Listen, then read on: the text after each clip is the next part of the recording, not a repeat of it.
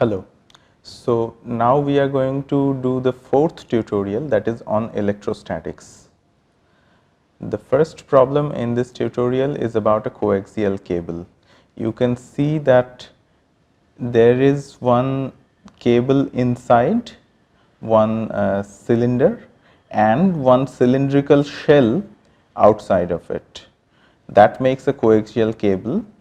For the inner cylinder, the radius of that cylinder is A and the outer shell, its radius is B, and we have a uniform volume charge density rho on the inner cylinder, that is of radius A, and we have a uniform surface charge density on the outer cylindrical shell. So, that is only surface charge density, that is we can call it sigma, but the surface charge density is negative, rho is positive, the volume charge inside the inner cylinder is positive and the surface charge is negative, and it is of the right magnitude that makes the entire cable electrically neutral. That is the amount of the charge. That means the total amount of the charge in the entire cable is 0. You are supposed to find the electric field in each of the three regions, that means all space. So, we can divide the problem into three parts. Inside the inner cylinder first, where S is less than small a, between the cylinders where A is less than S and less than B, and outside the cable where S is less than B in the outer space. The coaxial cable is quite long, so we will assume it to be infinite. Now, you can pause this video and try solving the problem yourself. Once you are done trying with it, you can restart the video and see the solution. Okay. After you have worked this out, please try to plot the magnitude of the electric field as a function of S. S is the distance from the axis of the cylinder. Now, you can pause the video again, try to plot the electric field and then restart the video to check the solution. Let us go through the solution. In part 1, the steps to solve the problem is, first you have to use the Gauss theorem. Here we have cylindrical symmetry, so make your Gaussian surface a coaxial cylinder with the inner cylinder. And in the first one, we will have the inner Gaussian surface inside the inner cylinder. Field on the Gaussian surface is constant and it is along S direction, the radial direction. And finally, find the total charge enclosed by that Gaussian surface. That will help you find the electric field. So, we have this Gauss theorems, enclosed surface integral of E dot dA would give you the total charge enclosed QENC over epsilon naught. How do we do that? So, here we have shown a Gaussian surface inside the inner cylinder, and the length of this Gaussian surface cylinder is L.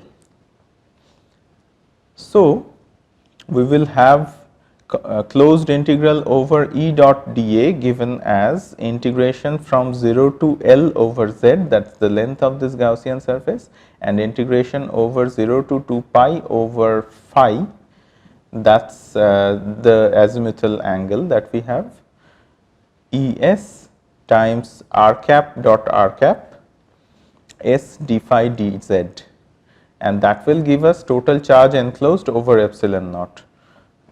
If we work this out, we will find the S component of electric field multiplied with twice pi Ls, that gives us pi S square L times rho over epsilon naught. So, Es can be given as rho times S over twice epsilon naught, and it is along the S cap direction. And in the second part, we are supposed to find the electric field in between the cylinders. So, there we have to consider again the Gauss theorem, we have to consider the symmetry, and we need again a cylindrical Gaussian surface, and this time this Gaussian surface will enclose the smaller cylinder, but it won't enclose the larger cylinder. It will lie somewhere in between the cylinders, that means it will be inside the coaxial cable. And the field on the Gaussian surface is constant, and it will again be along the s direction for sure. Now you are supposed to find the total enclosed charge, and then you will be able to find the electric field there. So the Gauss theorem is closed surface integral over E dot dA is given as total charge enclosed over epsilon naught, and the Gaussian surface will be drawn this way as shown in this picture here. Again, we consider that it has a radius s and length L. Then we perform the surface integral over the Gaussian surface as we have seen earlier. Of course, we have not explicitly shown the surface integral with the flat surfaces, because on the flat surface the direction of the surface is perpendicular to the electric field. Therefore, the dot product of E and dA, that will take it to 0. That part won't contribute to the left hand side of the equation. So, with this we can again find that the Es times twice pi Ls is this time pi a squared, not s squared. A squared, A is the radius of the inner cylinder, times L rho over epsilon naught. So, the electric field this time can be written as rho times A squared over twice epsilon naught s cap. So, if we compare with the earlier situation where the electric field was proportional to the radial distance, here once we have come out of the charge distribution, it is proportional to 1 over the radial distance s, because A is a constant. And in the part 3, we are supposed to find the electric field outside everything, outside the entire coaxial cable. Again, the method would remain the same. You are supposed to apply Gauss theorem, you are supposed to consider the cylindrical symmetry and make a cylindrical Gaussian surface coaxial with the cylinder, and that enclose both cylinders. And then the field on the Gaussian surface will be constant and it would be along s direction. Therefore, you can integrate easily over E dot dA, and you are supposed to find the total enclosed charge.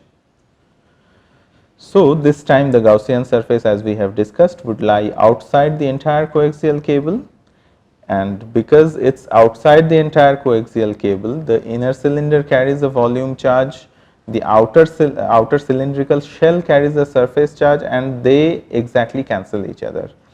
Therefore, the total charge enclosed by this Gaussian surface is 0, and if that is 0, then we can easily say that the electric field outside would also go to 0. Now comes the last part of the problem, that is plotting Es as a function of s. The plot would look something like this. Initially, the value of Es will linearly increase with increasing s, and then it will decay as 1 over s up to r equals b. Beyond r equals b, we are coming outside of the coaxial cable, and outside of the coaxial cable there is no electric field at all. Let us consider another problem. We have a sphere of radius r that is marked as a blue sphere here, and it is filled with a positive charge with uniform charge density rho. It is plus rho here we have marked. Then a smaller sphere of radius r over 2 is craved out as shown in the figure, and it is left empty. So, here we have a smaller sphere taken out of this bigger sphere. So, the charge is also taken out. There is no charge in this region, white region now. So, you are supposed to find what are the direction and magnitude of the electric field at points A and B. The point A is here and the point B is here. You are supposed to find the direction and magnitude of the electric field at points A and B. Now you can pause the video and try solving this problem. Once you are done with trying the problem, you can restart the video and look at the solution. Okay, so what are the steps that we will use to solve this problem? We use the superposition principle for the electric field. So the total electric field is the electric field due to one part and the electric field due to second part. E1 plus E2 gives us the total electric field, and we will assume that we have two spheres, one of radius r and the other one of radius r over 2, with charge densities plus rho and minus rho. And if we superimpose the smaller sphere on the bigger sphere, we exactly simulate the situation that we are given. So this kind of a situation, here is the bigger sphere with plus rho charge density, and here is a smaller sphere in red with minus rho charge density. Now if we superimpose them like shown here, the charge density in this smaller spherical region will become 0, plus rho and minus rho will cancel each other exactly. So after doing this, so that means this situation is equivalent to this situation that we are given with. So we can find the electric field corresponding to this situation by applying this principle of superposition on this situation, and applying principle of superposition on this situation is much easier.